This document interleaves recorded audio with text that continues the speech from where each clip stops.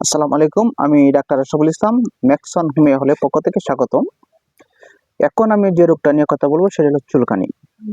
এই রোগটা মহামারী আকারে ধারণ করছে।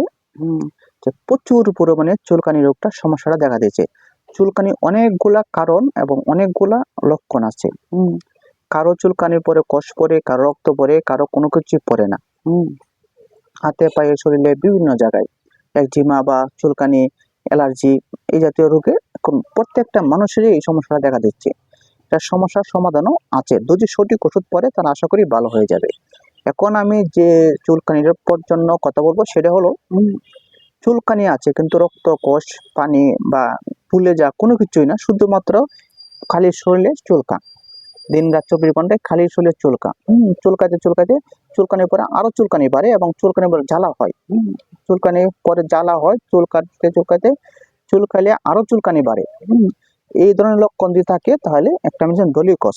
অবশ্যই ওষুধটা মনে রাখবেন, ডোলিকস 200 পাওয়ার অথবা 30 পাওয়ার যে কোনো একটি পাওয়ার হলে হয়েছে। 2 থেকে 3 ফোঁটা ওষুধ দিনে 1 থেকে 2 বার খাবারের আধা ঘন্টা আগে খাবেন। আশা করি 1 থেকে 1.5 মাস ওষুধটা খাইলে চুলকানির সমস্যাটা কমবে। অবশ্যই মনে রাখবেন ডোলিকস এবং বিস্তারিত লিখে দিব। যদি না বুঝে থাকেন তাহলে লেখাটা দেখলেও পাবেন। ভালো থাকেন, সুস্থ থাকেন। আসসালামু আলাইকুম।